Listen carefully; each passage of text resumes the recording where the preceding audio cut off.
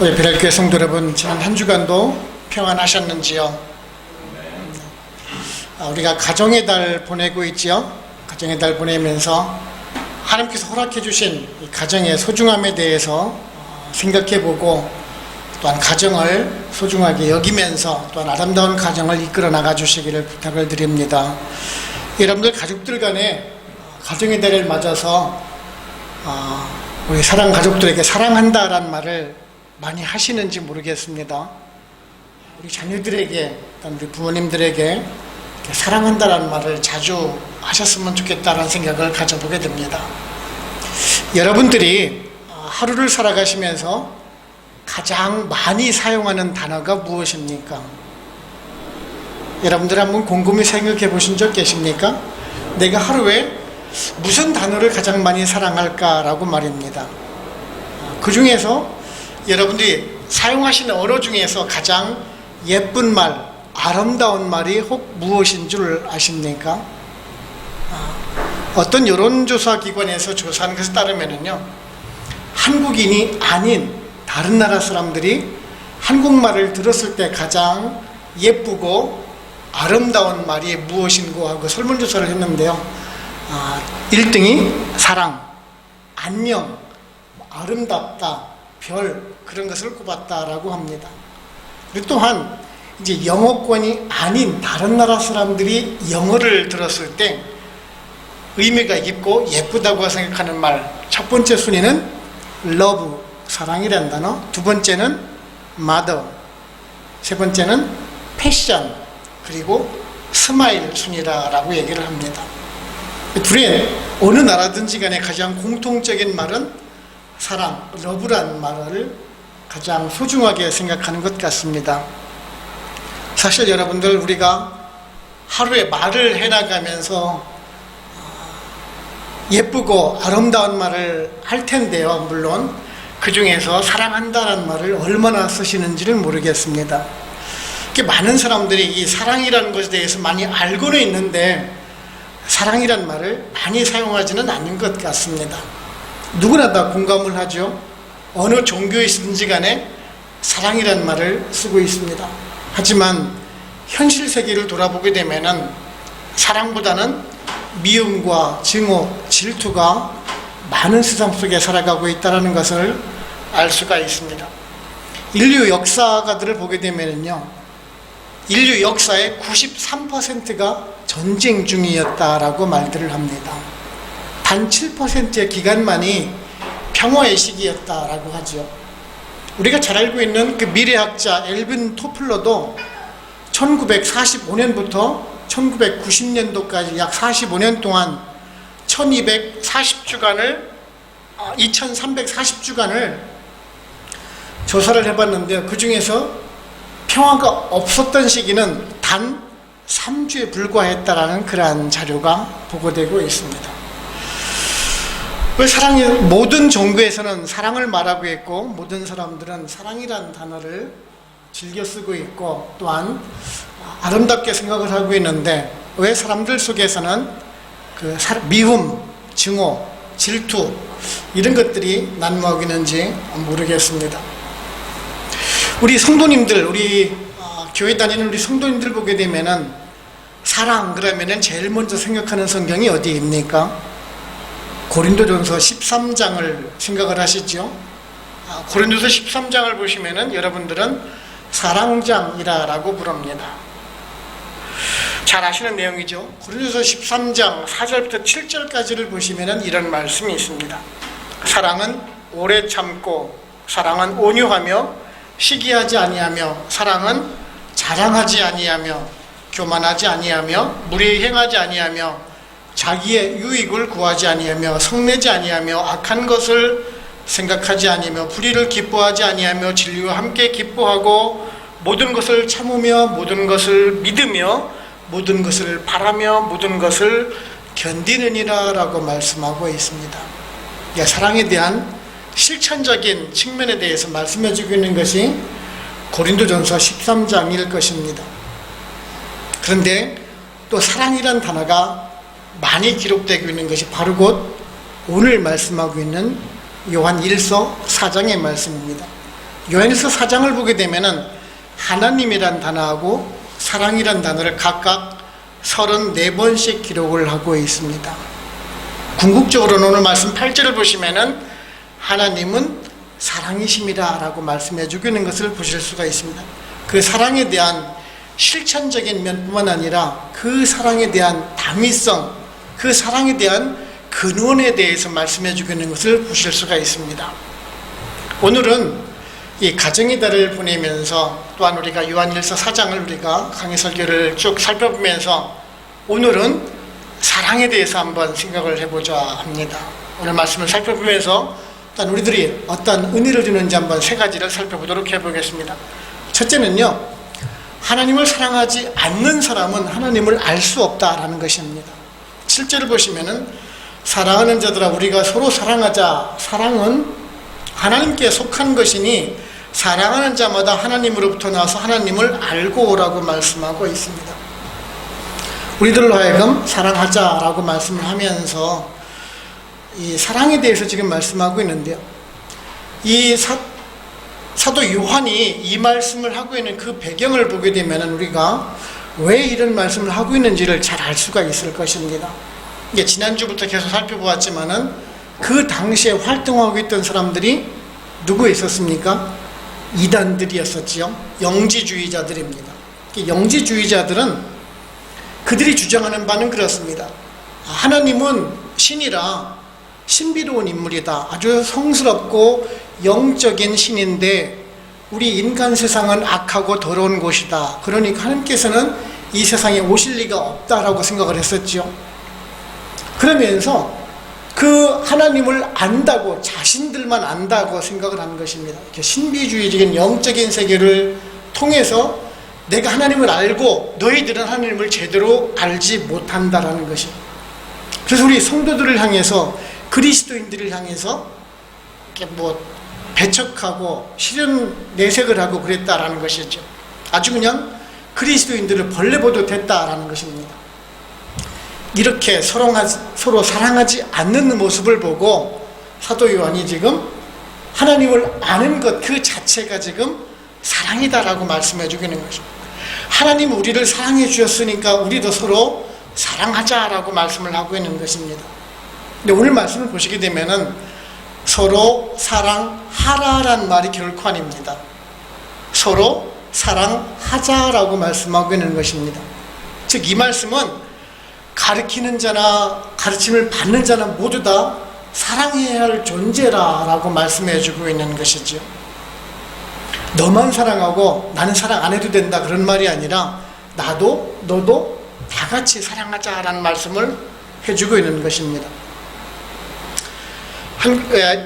세계 어느 나라든지 간에 그 청춘 남녀들이 사랑을 해서 결혼을 합니다. 어느 정도 뜨겁게 사랑을 하다가 이제 결혼을 하자 해서 결혼을 하고 하나의 가정을 이루곤 합니다.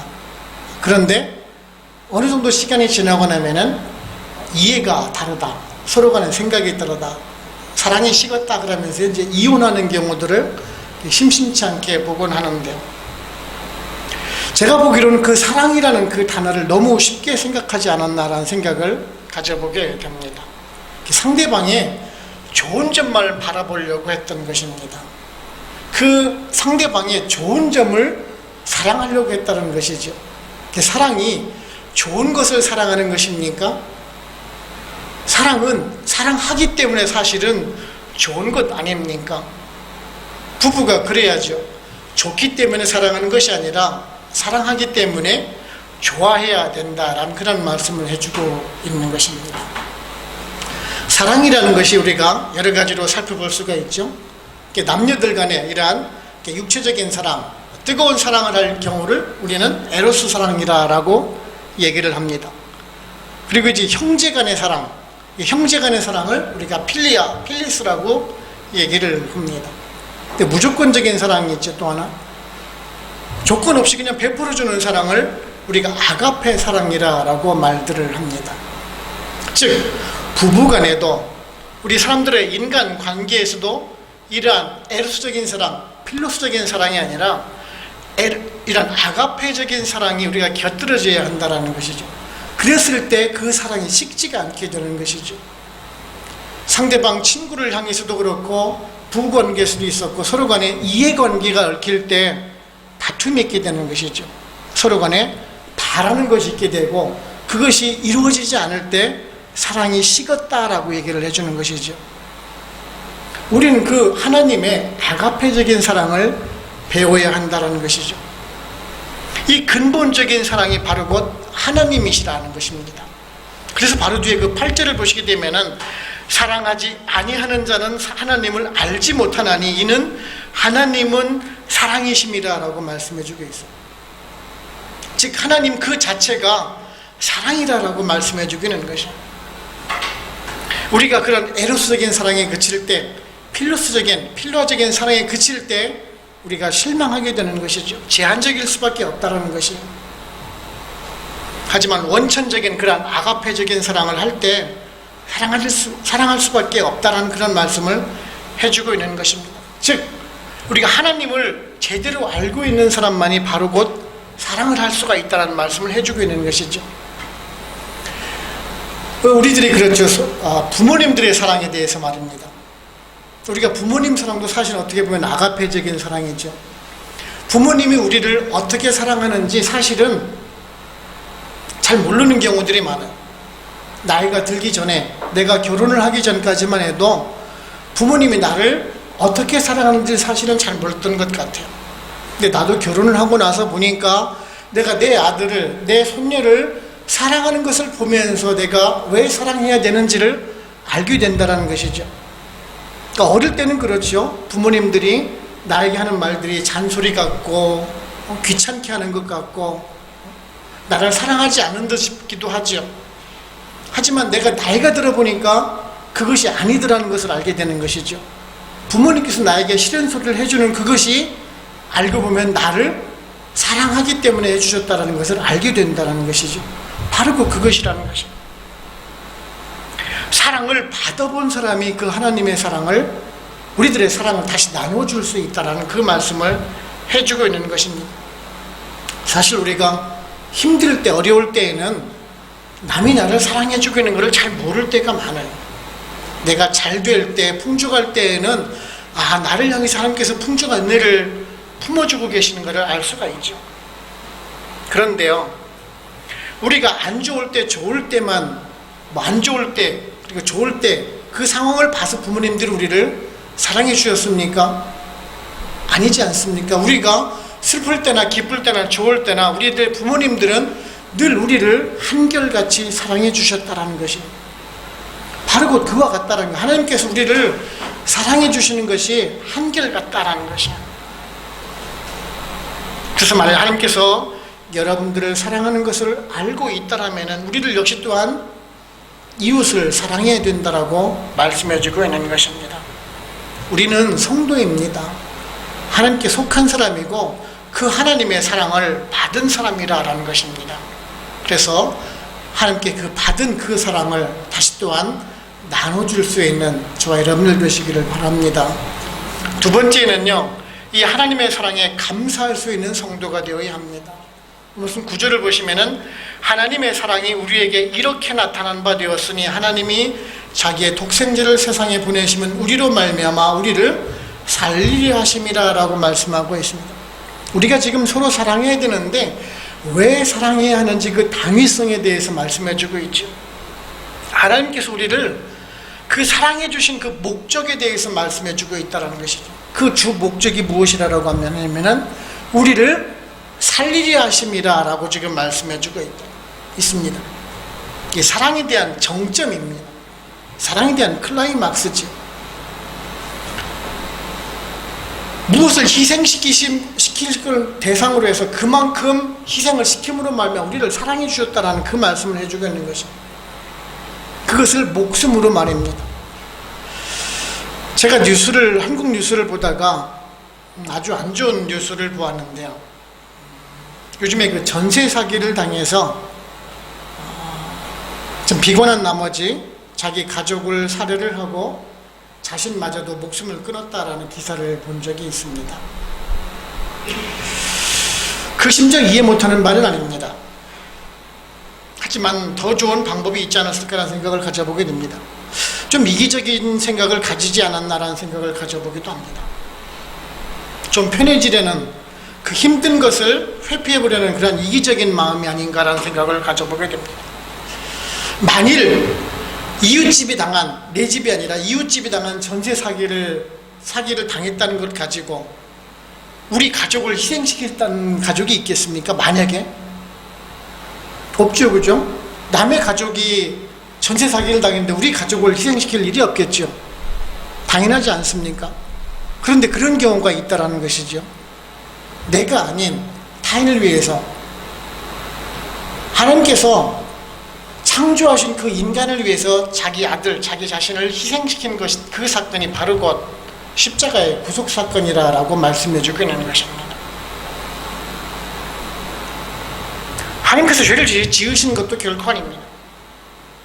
하나님은 인간을 만드시고 우리와 같이 친교하기를 원하셨습니다. 우리와 같은 형상을, 하나님과 같은 형상을 우리 인간을 통해서 만드셨고 그 인간에게 하나님의 마음을 심어주셨어요. 근데 그 자유의지로 말미암아 뱀의 유혹을 받아서 선악과의 범죄를 저지르게 되죠. 그 후로부터 계속 죄를 저지르게 됩니다. 그리고 하나님과의 관계가 단절이 됩니다. 이 관계를 잇기 위해서 구약의 제사도 마련을 해줬고, 근데 이것이 한시적인 것을 알게 되는 것입니다. 제한적이죠. 그래서 그의 독생자 아들 예수 그리스도를 이 세상에 보내시고 십자가에 달려 죽게 하심으로 말미암아 우리의 죄를 구속하시고 우리를 구원시키셨다라는 것입니다. 대신 희생시키셨다라는 말씀. 이것이 바로 곧 오늘 말씀하고 있는 하나님의 사랑이라는 것이죠. 그만큼 창조물인 그 인류를 사랑하셨다는 것이죠. 그 하나님의 사랑의 대상이 바로 곧 저와 여러분들이라는 사실입니다. 하나님이 여러분을 만드셨고 여러분을 그만큼 사랑하셨고 여러분의 죄를 위해서 예수 그리스도를 보내주셨고 대신 죽게 하셨다는 것입니다. 얼마나 감사한 일입니까? 오늘 말씀 10절을 보시면 이렇게 말씀하고 있죠. 사랑은 여기 있으니 우리가 하나님을 사랑한 것이 아니요 하나님이 우리를 사랑하사 우리 죄를 속하기 위하여 화목제물로 그 아들을 보내셨습니다 라고 말합니다. 그렇습니다. 그런 나를 위해서 예수 그리스도를 보내주셨다는 그 자체만으로 나에게는 은혜입니다. 선물이라는 것입니다. 내 의지와 힘으로 하나님을 사랑하는 것이 아니라라고 했습니다. 하나님께서 나를 사랑해 주셔서 나를 위해서 예수 그리스도를 보내준 예수 그리스도가 바로 그 선물이라는 것입니다. 선물은 내가 값없이 주는 것이에요. 내가 선물을 주면서 나에게 돈을 달라고 요구하는 사람이 있습니까? 아니지 않습니까? 내가 고마워서 주는 것이 선물이지 않습니까? 바로 곧 그 선물이라는 것이에요. 얼마나 감사한 일입니까? 우리가 무엇을 대가를 바라고 한다면 그것은 선물이 결코 아닌 것입니다. 우리가 무엇을 얻기 위해서 크리스찬이 되셨습니까? 아니지 않습니까? 그래서 감사할 수밖에 없는 것이죠. 내 생명을 대신 내어주신 그 하나님의 사랑이 감사하고 또한 감사한 것입니다. 그 하나님의 사랑을 알기 때문에 그렇습니다.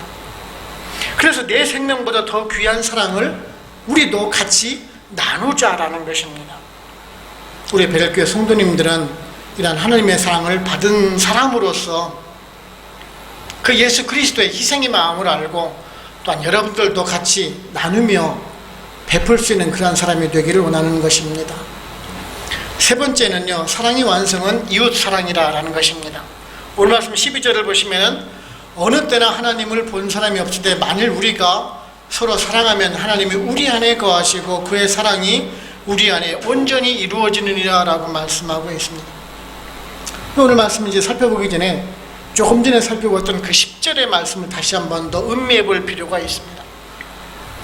하나님께서 먼저 우리를 사랑해 주셨기 때문에 그 예수 그리스도를 화목제물로 보내주셨다라고 말씀하고 있어요. 화목제물.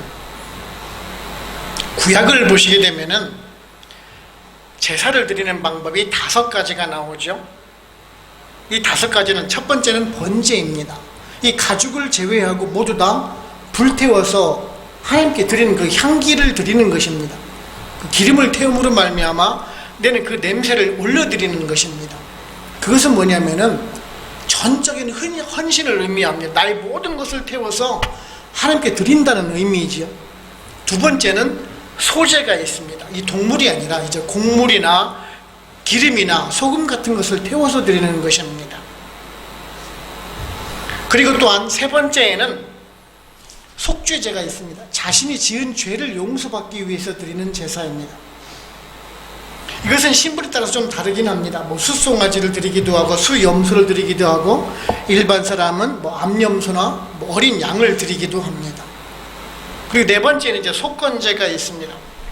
하나님의 제물을, 하나님의 성전을 훼손을 시켰다라든지, 아니면은 그 십계명, 계명을 어겼을 경우에, 아니면 남의 재물을 손상시켰을 경우에 드리는 것입니다. 내가 그것을 보상하기 위해서 드리는 재물이 속건제입니다. 그러니까 훼손한 재물의 5분의 1을 더 들여서 드리는 제사를 속건제라고 하죠. 마지막으로 드린 제사가 화목제입니다. 이 화목제는 하나님과 인간 사이, 그리고 인간과 인간 사이의 그 화목을 위해서, 화해를 위해서 드린 제사가 바로 곧 화목제물입니다. 이것은요, 소나 양이나 염소나 구별도 없어요. 암수 구별도 없습니다. 짐승을 다 드릴 수가 있어요. 그 제물의 딸을 가지고 화목하자라고 드리는 제사가 바로 곧 화목제물입니다. 바로 곧 예수 그리스도가 화목제물이 되셨다는 것은 하나님과 우리 인간 사이에 그 갈라졌던 그 틈을 이어주기 위해서, 다시 연결시켜주기 위해서 드리는 화목제물이다라는 것이죠. 근데 이 화목제물은 단 한 가지 전제 조건이 있어요. 무엇인고 하니, 그 음식을 다 같이 나누어 먹어야 돼요. 그리고 남은 음식은 그날에다 먹어야 돼요. 그 다음날까지 두게 되면은 그 공동체에서 쫓겨나게 됩니다. 자, 그렇다면 왜 이 계명을 주었을까 한번 생각해 보아야 합니다. 왜 그것을 하루 동안에 다 먹게 했느냐라는 얘기입니다. 예를 들어서 소 한 마리를 잡았어요. 소 한 마리를 잡아서 제사를 드렸는데 그것을 하루에 다 먹을 수가 있겠습니까? 가족들끼리만요? 절대로 못 먹죠. 그럼 어떻게 해야 됩니까? 이웃을 불러서 같이 먹어야 됩니다. 내가 공동체에서 쫓겨나지 않으려면 하루에 다 먹어서 소비를 해야 되지 않습니까? 가족들과 같이 모여서, 이웃들과 같이 모여서 화목을 이루면서 먹으라라는 얘기예요. 그 의미를 담고 있다라는 것이에요. 우리가 교회에서 예배를 마치고 나서 다 같이 친교를 나누죠. 그 의미가 이 화목제물에서 의미가 됐다라고 생각하시면 됩니다. 우리가 성도와 성도 간에, 하나님과 성도 간의 그 관계를 이어주기 위해서 화목하라고 드리는 제사가 바로 곧 화목제물인데, 용식단 우리들 드리는 그 친교도 마찬가지라는 것이죠. 하나님의 말씀을 받고 그 사랑을 실천하는 첫 단계가 바로 곧 그 화목제물처럼 서로 간에 화목을 이루라라는 것입니다. 여러분들 마태복음 18장을 보시게 되면은 그 종에 대한 비유의 말씀이 나옵니다. 1만 달란트 빚진 자에 대한 것이 나오죠. 아니, 임금이 돈을 빌려줬는데 그 사람에게 1만 달란트 빚을 졌어요. 그래서 이제 그것을 안 갚는 거예요. 못 갚는 거예요. 그래서 감옥에 가두려다 보니까 그 사람이 이제 임금에게 사정하는 거예요. 봐주세요. 벌어서 꼭 갚겠습니다. 그래서 임금이 그 사람을 그래 용서해주고 풀어줬어요. 그렇지만 이 사람이 나가자마자 바로 곧 100데나리온 빚진 자를 잡아드립니다. 너 왜 빚 안 갚어? 그 사람이 갚겠습니다. 갚긴 뭘 갚어? 여태까지 안 갚았는데. 이놈을 당장 감옥에 쳐넣어. 그 소식을 이제 임금이 들은 거예요. 괘씸한 거예요. 그래서 그 빚진 1만 달란트 빚진 자를 다시 감옥에 가둬들였다는 그 얘기를 하고 있는 거예요. 여러분, 1만 달란트가 얼마 정도 되신 줄 아십니까? 당시 그 1달란트가 금, 시세에 따라는 다르지만 20kg에서 40kg 정도 됩니다. 1달란트가 30kg만 잡읍시다. 그럼 1kg 금 가격이 요즘 시세가 얼마예요? 1억이죠. 1억. 그죠? 그러면 30kg 1달란트면은 30억이에요. 30억에 1만 배예요. 30억에 1만 배. 30억, 300, 3천억, 3조, 30억이네요. 그죠? 30조. 30조에 대한 금액을 빚진 죄. 데나리온이라는 것은 완 데나리온은 근로자 하루의 노동 품값이에요. 즉 100데나리온은 100일 품삯이에요. 3개월 지분 임금 값이에요. 즉 우리들의 목숨값이 바로 곧 그 1만 달란트 이상 된다라는 것이에요. 여러분의 가치 말이에요. 우리들의 가치가 30조 원 이상이 된다는 말씀을 의미적으로 해주시는 말씀이에요. 그것을 우리들로 하여금 그것을 희생시킴으로 말하면 우리들을 용서시켜 줬다는 말씀. 얼마나 고마운 사랑입니까? 얼마나 어마어마한 사랑이라는 얘기예요. 사실 우리는 그 30조 원보다 더 큰 가치를 가지고 있는 사람이지, 한 사람 한 사람 봤을 때 말합니다. 그런데도 불구하고 우리는 그 작은 100데나리온의 그 가치 때문에 다투고 싸우는 우리들이 아닌지 한번 되돌아봐야 한다는 것이에요. 하나님께서 우리를 그만큼 큰 가치로 여겨주시고 사랑해 주셨는데 우리도 그 가치만큼 사랑을 하자라는 것입니다. 이웃을 사랑하는 것은 하나님께 대한 그 사랑의 완성인 것입니다. 예수님의 사랑을 받았기 때문에 우리들도 또한 그 사랑을 나누라라고 말씀해 주고 있는 것입니다. 결론적으로 말씀드리면요, 여러분들은 아마 기억하실지 모르겠는데 올해 들어와 가지고 첫 예배 베드로 후서를 우리가 살펴보게 될 때 베드로 후서 1장 4절을 살펴볼 때 이런 말씀을 드린 적이 있습니다. 이로써 그 보배롭고 지극히 큰 약속을 우리에게 주사 이 약속으로 말미암아 너희가 정욕 때문에 세상에서 썩어질 것을 피하여 신성한 성품에 참여하는 자가 되게 하려 하셨느니라 라고 말합니다. 하나님께서 인류를 창조하실 때 여러분을 이 세상에 보내셨을 때 여러분으로 하여금 하나님의 얼굴 그 형상 그대로 여러분을 만드셨고 그 하나님의 형상 그대로 하나님의 마음 그대로를 여러분에게 심어주셨다라는 말씀입니다. 우리는 그 예수 그리스도를 믿는 믿음으로 말미암아 우리는 성도가 되었죠. already 우리는 성도가 되었어요. 하지만 아직은 의인은 아니에요. not yet. 그렇기 때문에 우리가 신의 성품에 하나님의 성품에 참여하라라고 말씀해주고 있는 것입니다. 내가 하나님의 마음을 가지고 나에게 뿌리를 심어주셨으니까 그 하나님의 성품 그대로 키워가고 닮아가기 위해서 노력하라는 것입니다. 오늘 찬양에도 그런 말씀이 있죠. 찬양의 고백에도 하나님께서 우리를 얼마나 사랑해 주셨는지를 모른다고 말합니다. 그 사랑 우리가 잘 몰라요. 하지만 그 사랑을 알아가기 위해서 배워가기 위해서 노력해야 되는 사람이 바로 곧 우리들 아니냐라는 것이에요. 세상 사람들, 일반 사람들과 사랑, 하나님의 사람들, 이 사랑의 사람들, 사람과 사랑이라는 그 단어를 보시게 되면은 딱 한자 차이죠. 자음 하나 차이입니다. 미음과 이응 차이입니다. 세상의 사람들은요, 일반 사람은 미음의 상태로 살아가요. 각이 지고 모지고 무엇인가 거치는 것이 생기게 마련이라는 것입니다. 그런데 하나님의 사랑은 동그란 것이에요. 부딪히고 깨지고 넘어지고 부서지고 그러면서 동글게 변한다는 것입니다. 그 미음이 이응으로 변해가는 것이 과정이 바로 곧 우리 성도들의 과정이 아닌가라는 생각을 들어보게 됩니다.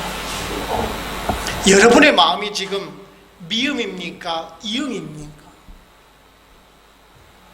우리는 이응으로 변해가야 한다는 것이죠. 그 하나님의 사랑으로 다듬어가고 보듬어가야 한다는 것입니다.